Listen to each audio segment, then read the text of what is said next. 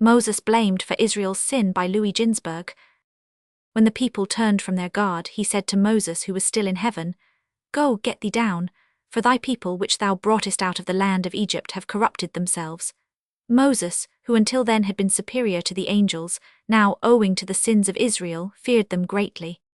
The angels, hearing that God meant to send him from his presence, wanted to kill him, and only by clinging to the throne of God, who covered him with his mantle, did he escape from the hands of the angels, that they might do him no harm. 273. He had particularly hard struggle with the 5 angels of destruction, Kezeph, Aph, Hema, Mashit, and Haran, whom God had sent to annihilate Israel.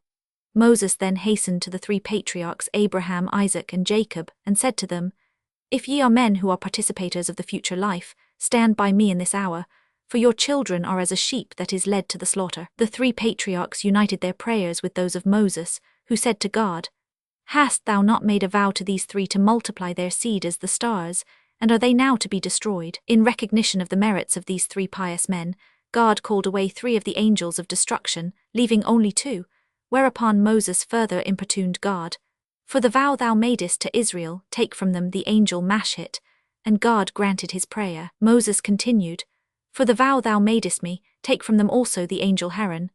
God now stood by Moses, so that he was able to conquer this angel, and he thrust him down deep into the earth in a spot that is possession of the tribe of Gad, and there held him captive. So long as Moses lived, this angel was held in check by him, and if he tried, even when Israel sinned, to rise out of the depths, open wide his mouth and destroy Israel with his panting, all Moses had to do was to utter the name of God, and Haran, or as he is sometimes called, Pure, was drawn once more into the depths of the earth. At Moses' death, God buried him opposite the spot where Pure is bound, for should Pure, if Israel sinned, reach the upper world and open his mouth to destroy Israel with his panting, he would, upon seeing Moses' grave, be so terror-stricken that he would fall back into the depths once more. 274. Moses did indeed manage the angels of destruction, but it was a more difficult matter to appease God in his wrath. He addressed Moses harshly, crying, "The grievous sins of men had once caused me to go down from heaven to see their doings. Do thou likewise go down from heaven now. It is fitting that the servant be treated as his master. Do thou now go down. Only for Israel's sake have I caused this honor to fall to thy lot. But now that Israel has become disloyal to me, I have not further reason thus to distinguish thee." Moses hereupon answered, "O Lord of the world, not long since didst thou say to me, Come now therefore, and I will send thee that thou mayest bring forth my people out of Egypt, and now thou callest them my people. Nay, whether pious or sinful, they are thy people still." Moses continued, "What wilt thou now do with them?" God answered, "I will consume them, and I will make of thee a great nation." "O Lord of the world," replied Moses, "if the 3-legged bench has no stability, how then shall the 1-legged stand? Fulfill not, I implore thee, the prophecies of the Egyptian magicians, who predicted to their king that the star Ra would move as a harbinger of blood and death before the Israelites. 275. Then he began to implore mercy for Israel. "Consider their readiness to accept the Torah, whereas the sons of Esau rejected it. God, but they transgressed the precepts of the Torah. One day were they loyal to me, then instantly set to work to make themselves the golden calf.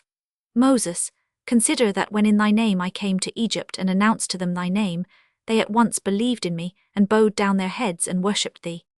God, but they now bow down their heads before their idol. Moses, consider that they sent thee their young men to offer thee burnt offerings. God, they now offered sacrifices to the golden calf. Moses, consider that on Sinai they acknowledged that thou art their God. God, they now acknowledge that the idol is their God." All these arguments with God did not help Moses. He even had to put up with having the blame for the golden calf laid on his shoulders. "Moses," said God, "when Israel was still in Egypt, I gave thee the commission to lead them out of the land, but not take with thee the mixed multitude that wanted to join them. But thou in thy clemency and humility didst persuade me to accept the penitent that do penance, and didst take with thee the mixed multitude. I did as thou didst beg me, although I knew what the consequences would be, and it is now these people, thy people, that have seduced Israel to idolatry." Moses now thought it would be useless to try to secure God's forgiveness for Israel, and was ready to give up his intercession, when God, who in reality meant to preserve Israel, but only liked to hear Moses pray, now spoke kindly to Moses to let him see that he was not quite inaccessible to his exhortations, saying, "Even in Egypt did I foresee what this people would do after their deliverance. Thou foresawest only the receiving of the Torah on Sinai, but I foresaw the worship of the calf as well. With these words, God let Moses perceive that the defection of Israel was no surprise to him, as he had considered it even before the exodus from Egypt. Hence Moses now gathered new courage to intercede for Israel. He said, O Lord of the world, Israel has indeed created a rival for thee in their idol, that thou art angry with them. The calf, I supposed, shall bid stars and moon to appear, while thou makest the sun to rise. Thou shalt send the dew, and he will cause the wind to blow. Thou shalt send down the rain, and he shall bid the plants to grow. God, Moses, thou art mistaken like them, and knowest not that the idol is absolutely nothing. If so, said Moses, why art thou angry with thy people for that which is nothing? Besides, he continued, thou didst say thyself that it was chiefly my people, the mixed multitude, that was to blame for this sin. Why then art thou angry with thy people? If thou art angry with them only because they have not observed the Torah, then let me vouch for the observance of it on the part of my companions, such as Aaron and his sons, Joshua and Caleb, Jer and Machir, as well as many pious men among them and myself.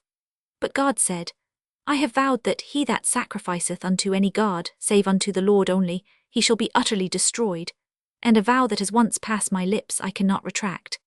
Moses replied, O Lord of the world, hast not thou given us the law of absolution from a vow, whereby power is given to a learned man to absolve anyone from his vows, but every judge who desires to have his decisions accounted valid must subject himself to the law, and thou who hast prescribed the law of absolution from vows through a learned man, must subject thyself to this law, and through me be absolved from thy vow. Moses thereupon wrapped his robe about him, seated himself, and bade God let him absolve him from his vow, bidding him say, I repent of the evil that I had determined to bring upon my people.